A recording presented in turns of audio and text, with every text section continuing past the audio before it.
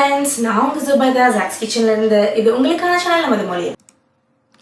இன்னைக்கு ஒரு சூப்பரான மட்டன் பிரியாணி, பாய் வீட்டு மட்டன் பிரியாணி, அதுவும் பாஸ்மதி ரைஸில் கொஞ்சம் கூட குலையாமல் நல்ல நீளமாக பாஸ்மதி ரைஸு, மட்டன் அப்படியே சாஃப்டாக, அதுவும் குக்கரில் கொஞ்சம் கூட அடி பிடிக்காமல் கரெக்டான தண்ணி அளவு என்ன அப்படின்றது எல்லாத்தையுமே டீட்டெயில்டாக இன்றைக்கி சொல்லியிருக்கேன். ஸோ இந்த வீடியோவை ஃபுல்லாக பாருங்கள், உங்களுக்கு ரொம்பவே யூஸ்ஃபுல்லாக இருக்கும். ஒரு அளவையும் ரொம்பவே தெளிவாக கிராம் கணக்குலையும் காமிச்சிருக்கேன், ஸ்பூன் கணக்குலையும் காமிச்சிருக்கேன். ஸோ இப்போ அவ்வளோதாங்க, இலை போட்டாச்சு, வெங்காய பச்சடி ரெடி, அதுக்கப்புறம் முட்டையும் ரெடி, சுட சுட பிரியாணியும் ரெடி. இப்போது இதை எப்படி செய்கிறதுன்னு பார்க்குற டைம். இப்போ ஃபஸ்ட்டு இதுக்கு 1 கிலோ அளவுக்கு மட்டன் எடுத்திருக்கேன், நல்லா கழுவி எடுத்து வச்சுருக்கேன். இப்போ எப்போவுமே மட்டன் வாங்கும்போது இந்த மாதிரி பிரியாணிக்குன்னு வாங்கும்போது இந்த மாதிரி கொஞ்சம் பெரிய பெரிய பீசஸாக வாங்கிக்கோங்க, அப்போ தான் கரெக்டாக இருக்கும். நான் எப்போவுமே India Gate basmati classic use பண்ணுவேன். எதுக்காகனா இது பழைய அரிசியாக இருக்கும், ஸோ சீக்கிரமாக குலையாதுன்றதுக்காக. நீங்கள் இந்த மாதிரி இண்டியா கேட் இல்லாமல் நீங்கள் கடையில் லூஸில் வாங்குறீங்கன்னா அரிசி வாங்கி ஒரு மாதத்துக்கு வீட்டில் பழசை ஆக்கிட்டு அதுக்கப்புறம் யூஸ் பண்ணிங்கன்னா கரெக்டாக இருக்கும். ஸோ இப்போ அரிசி எவ்வளோ எடுத்திருக்கேன் அப்படின்னு பார்த்தீங்கன்னா, கப்பு கணக்கு, இது 1 கப்பு. ஸோ கப்பு கணக்கில் 3.5 கப்பு, கிராம் கணக்கில் 600 கிராம் எடுத்திருக்கேன். எப்பயுமே நம்ம எவ்வளோ கிராம்ஸ் எடுத்தாலும் சரி கப்பில் அளந்துக்கிறணும், அப்போ தான் நம்மளுக்கு தண்ணி ஊற்றுறதுக்கு கரெக்டாக இருக்கும். அதுக்காக 600 கிராம் எடுத்திருக்கேன். இப்போது அடுத்து பார்த்திங்கன்னா இஞ்சி பூண்டு பேஸ்ட்டு, இஞ்சி பூண்டு ரெண்டும் சேர்த்து இது 1.5 டேபிள் ஸ்பூன் இருக்கும், 50 கிராம் அளவுக்கு எடுத்திருக்கேன். அடுத்து 4 வெங்காயம், மீடியம் சைஸ் வெங்காயம் 4, இதோடைய அளவு கிராம் கணக்கில் பார்த்திங்கன்னா தோல் உரிச்சதுக்கு அப்புறம் 250 கிராம் இருக்கும். அடுத்து தக்காளி இந்த மாதிரி மீடியம் சைஸ் தக்காளி 3, அதுவும் கிராம் கணக்கில் பார்த்தீங்கன்னா 250 கிராம் கிட்ட இருக்குது. பச்சை மிளகா ஒரு 25 கிராம், இப்படி நம்பரில் எடுத்துக்கிட்டிங்கன்னா ஒரு 5 பச்சை மிளகா. அடுத்து பட்டை 2 கிராம், அதுக்கப்புறம் கிராம்பு 2 கிராம், அதுக்கப்புறம் ஏலக்காய் 2 கிராம். இந்த கரம் மசாலா 3மே ஒரே அளவாக எடுத்துக்கணும். ஏலக்காய் 2 கிராம். இது நீங்கள் பொடியாக அரைச்சி சேர்க்கனாலும் சேர்த்துக்கலாம், முழுசாக சேர்க்கனாலும் சேர்த்துக்கலாம். இதுதான் ஆனால் அளவு. இன்றைக்கி நான் முழுசாக தான் சேர்க்க போகிறேன். இப்போ புதினா 1 கப் அளவுக்கு எடுத்திருக்கேன். கிராம் படி பார்த்தீங்கன்னா ஒரு 18 கிராம்லேருந்து 19 கிராம் இருக்குது. அதுக்கு அப்படியே பாதி அளவு கொத்தமல்லி எடுத்துக்கிறணும். இப்போ 18 கிராம் இருந்தது இல்லையா, ஸோ அதனால் இது 9 கிராம் கொத்தமல்லி. இல்லைன்னா கப்பில் அளக்குறீங்கன்னா 1 கப்புக்கு 1 கப் புதினானா 1/2 கப்பு கொத்தமல்லி. இப்போ தயிர் 200 ml தயிர், 1 கப் அளவுக்கு கரெக்டாக வரும் 200 ml தயிர். அடுத்து எலுமிச்சம்பழம் இந்த மாதிரி கொஞ்சம் மீடியம் சைஸ் எலுமிச்சம்பழம் 2. இப்போ குக்கர் வச்சாச்சு. நிறைய பேர் prestige clip-on cooker, stainless steel cooker, இதில் பிரியாணி செஞ்சு காட்டுங்க பிடிக்காம அப்படின்னு சொல்லி கேட்டிருந்தீங்க. ஸோ அதனால் இன்றைக்கி அதிலே செஞ்சு காட்டுறேன். ஒரு 50 ml அளவுக்கு எண்ணெய் ஊற்றிட்டு, எண்ணெய் காஞ்சதுக்கப்புறம் நம்ம எடுத்து வச்சுருக்க கரம் மசாலா எல்லாத்தையும் ஃபுல்லாக நான் சேர்த்தாச்சு. சேர்த்ததுக்கப்புறம் வெங்காயத்தை நல்லா நீளமாக கட் பண்ணி அந்த வெங்காயத்தையும் இதில் சேர்த்துடலாம். வெங்காயம் இந்த மாதிரி நீளமாக தான் கட் பண்ணிக்கிறணும், ரொம்ப குண்டாக கட் பண்ணக்கூடாது, கொஞ்சம் ஒல்லியாக கட் பண்ணிக்கோங்க. கட் பண்ணிவிட்டு நல்லா இதை நம்ம வதக்கி எடுத்துக்கலாம். வெங்காயம் நல்ல கலர் மாறி பொன்னிறமாக வரணும், அந்த மாதிரி வதக்கிக்கிறணும். இப்போ பாருங்கள் நல்லா சாஃப்ட் ஆகிடுச்சு. இந்த மாதிரி வதக்கிக்கிறணும், ஏன்னா பிரியாணிக்கு மசாலாலாம் நல்லா வதங்கினாதான் நல்லாயிருக்கும். இப்போ இதில் நம்ம எடுத்து வச்சுருக்க 50 கிராம் இஞ்சி பூண்டு 2 சேர்த்து எடுத்து வச்சுருக்கிறது சேர்த்துக்கலாம். ஸ்பூன் கணக்கு பார்த்திங்கன்னா ஒரு 1.5 டேபிள் ஸ்பூன் அளவுக்கு வரும். இப்போ அதையும் சேர்த்து நல்லா வதக்கிக்கலாம். இது ஸ்டெயின்லெஸ் ஸ்டீல் குக்கர் அப்படின்றதுனால இஞ்சி பூண்டு பேஸ்ட் சேர்த்ததுமே லைட்டாக கீழே பிடிக்க ஆரம்பிச்சிருச்சு. ஸோ ஃப்ளேமை உடனேயும் மீடியம்க்கு மாற்றிக்கோங்க. மாற்றிட்டு அதுக்கப்புறம் இதை நல்லா வதக்கி எடுத்துக்கலாம். இஞ்சி பூண்டு வாடை ஃபுல்லாக போகணும். ரொம்பலாம் பிடிக்கலைங்க, நல்லா தான் இருக்குது இந்த குக்கர், நான் ரொம்ப நாளாக யூஸ் பண்ணிகிட்ருக்கேன். இப்போ அடுத்து இதில் நம்ம தக்காளி சேர்த்துடலாம். தக்காளி சேர்த்ததுமே லைட்டாக ஒட்டி இருக்கிறதெல்லாம் கூட நல்லா லூஸாகி வர ஆரம்பிச்சிடும். ஸோ தண்ணி மட்டும் சேர்க்க வேண்டாம். இப்போ தக்காளியும் சேர்த்துட்டு நல்லா நம்ம வதக்கி எடுத்துக்கலாம். இந்த சைடில் ஒட்டிருக்கிறது எல்லாத்தையுமே லைட்டாக அந்த மாதிரி எடுத்து விட்டோம்னா எல்லாமே வந்துடும்.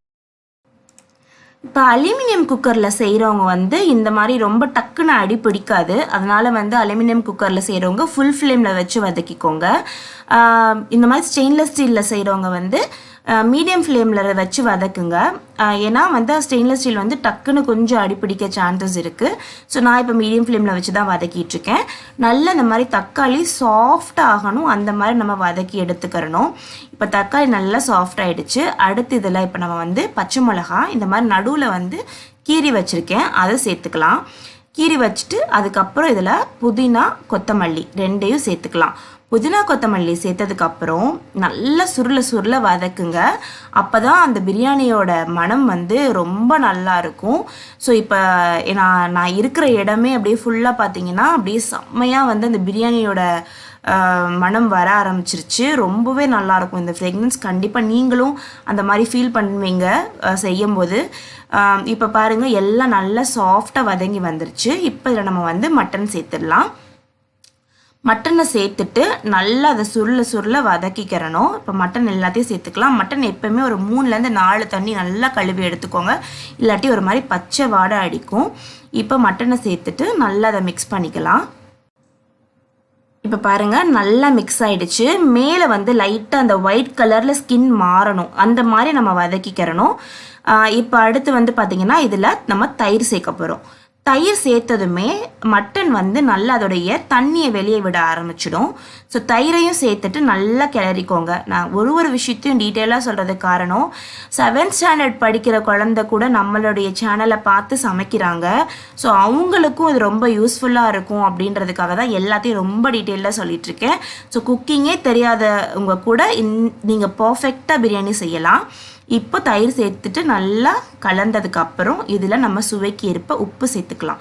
உப்பு வந்து பார்த்திங்கன்னா கொஞ்சம் தூக்கலை தான் சேர்த்துக்கிறணும், அப்போ தான் ரைஸ் போடும்போது கரெக்டாக இருக்கும். இப்போ இதில் வந்து 4 ஸ்பூன் அளவுக்கு, டேபிள் ஸ்பூன் இல்லை நார்மல் ஸ்பூன், 4 ஸ்பூன் அளவுக்கு மிளகாய்த்தூள் சேர்க்குறேன். நீங்கள் உங்களுடைய மிளகாய்த்தூள் காரத்துக்கு தகுந்த மாதிரி கூட சேர்த்துக்கோங்க. ஆனால் நீங்கள் டேஸ்ட் பண்ணி பார்க்கும்போது கொஞ்சம் உப்பும் உரப்பும் கொஞ்சம் கூடையாக இருக்கணும். அப்போ தான் வந்து உங்களுக்கு இந்த ரைஸ் நம்ம சேர்க்கும் போது கரெக்டான அளவுக்கு வரும். இப்போ சேர்த்துட்டு இப்போ பாருங்கள் நல்லா தண்ணி விட்டுருச்சு. தயிர் சேர்த்ததும் நம்ம தண்ணி சுத்தமாக ஆட் பண்ணலை, மட்டனில் இருக்க தண்ணியே வெளியே வர ஆரம்பிச்சிருச்சு. இப்போ இதை நல்லா கலந்து விட்டுடலாம். கலந்து விட்டுட்டு ஒரு கொதி வரட்டும். கொதிச்சதுக்கப்புறம் இதை நம்ம வந்து விசில் போட்டுடலாம். விசில் எப்படி போடணும் அப்படின்னு பார்த்தீங்கன்னா, இப்போ நல்லா கொதிச்சிருச்சு. இப்போ விசில் மூடி போட்டுடலாம். இப்போ மூடி போட்டுட்டு விசில் வந்து பார்த்தீங்கன்னா ஒரு விசில் ஃபுல் ஃப்ளேமில் வச்சு விடுங்க. அதுக்கப்புறம் ஸ்லோ பண்ணி 10 நிமிஷத்துக்கு ஸ்லோ பண்ணிவிடுங்க. அதுக்கப்புறம் இதை வந்து அப்படியே ஆஃப் பண்ணி தம் நல்லா அடங்கினதுக்கப்புறம் நம்ம ஓப்பன் பண்ணிக்கலாம். இப்போ நல்லா தம் பிடிச்சிருச்சு. ஒரு விசில் ஸ்லோவில் 10 நிமிஷம், அவ்வளோதான். இப்போ வந்து பார்த்தீங்கன்னா எப்பயுமே அரிசியை வந்து ஊற வைக்கிற டைம் பார்த்தீங்கன்னா ரொம்பவே முக்கியம். இல்லாட்டினா டக்குன்னு குழஞ்சு போயிடும். பாஸ்மதி ரைஸ் வந்து சீக்கிரமாக குக் ஆகும். ஸோ இப்போ மட்டனை நம்ம விசில் போட்டிருக்கோம் பாருங்கள், அப்போ தான் இதில் தண்ணி ஊற்றி நம்ம கழுவி ஊற வைக்கணும். அப்போ தான் கரெக்டாக ஒரு 15 நிமிஷத்துலேருந்து 20 நிமிஷம் ஊறுனா போதும். ஸோ இதுக்கு மேலே ஊற வச்சிங்கன்னா கண்டிப்பாக வந்து குழஞ்சு போயிடும் பிரியாணி. ஸோ இப்போ கரெக்டாக மட்டனை வந்து வேக வச்சு எடுத்தாச்சு. நல்லா வந்து சாஃப்டாக வெந்துருச்சு. நல்லா ஒரு குருமா மாதிரி வந்திருக்கு பாருங்கள். இப்போ நம்ம இதில் வந்து நல்லா மிக்ஸ் பண்ணிவிட்டு திரும்ப ஸ்டவ் ஆன் பண்ணியாச்சு. இப்போ நல்லா கொதிக்க ஆரம்பிச்சிருச்சு. இப்போ நம்ம 15 நிமிஷத்துலேருந்து 20க்கு ஊற வச்சிருக்க கழுவி எடுத்திருக்க பாஸ்மதி ரைஸை இதில் சேர்த்துடலாம். ரைஸ் எப்பவுமே பழைய அரிசியாக இருக்கணும், அதுதான் ரொம்ப முக்கியம். இப்போ இதை நல்லா கிளறி விட்டுக்கலாம். இது கிளறது எப்படி இருக்கணும்னா, அரிசி உடஞ்சிராமல் ரொம்ப சாஃப்டாக கிளறணும். இல்லாட்டினா அரிசி 2 உடஞ்சிருச்சுன்னா நல்லா இருக்காது. இப்போ இதில் நம்ம எடுத்து வச்சுருக்க எலுமிச்சம்பழத்தை 2 எலுமிச்சம்பழம் எடுத்து வச்சுருந்தோம் இல்லையா, அதோடைய சாறையும் சேர்த்துக்கலாம். அவ்வளோதான், நம்மளுடைய பிரியாணி எல்லாம் ரெடி ஆயிடுச்சு. இப்போ லைட்டாக ஒரு கிளறிட்டு இப்போ இதில் நம்ம வந்து தண்ணி ஊற்றிடலாம். தண்ணியோட அளவு பார்த்தீங்க அப்படின்னா மொத்தம் 3 கப்பு அரிசிக்கு 7 கப்பு தண்ணி. ஆனால் 1 கப்பு அளவுக்கு ஏற்கனவே அந்த மட்டனே தண்ணி விட்டுருந்தனால 1 கப்பை கழிச்சிட்டு மொத்தமாக 6 கப் அளவுக்கு தண்ணி ஊற்றிக்கிறணும். ஸோ உங்களுடைய மட்டன் எவ்வளோ தூரத்துக்கு தண்ணி விடுது அப்படின்றத பார்த்துக்கோங்க. ஒரு சிலது வந்து 1/2 கப் அளவுக்கு விடுது அப்படின்னா 1/2 கப் அளவுக்கு மட்டும் குறைச்சிக்கோங்க.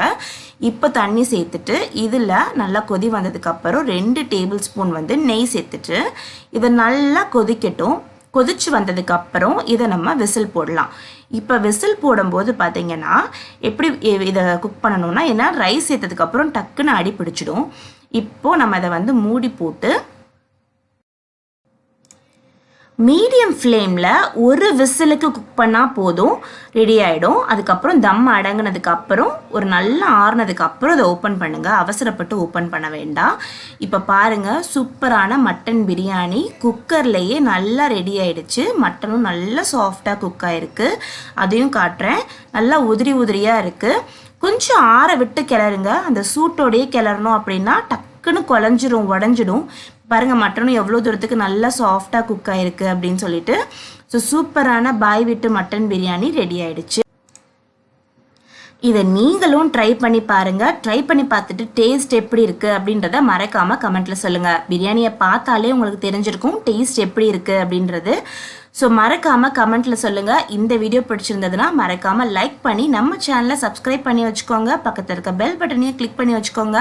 உங்களை நான் இன்னொரு சூப்பரான வீடியோவில் சந்திக்கிறேன். அது வரைக்கும் பாய் பாய்.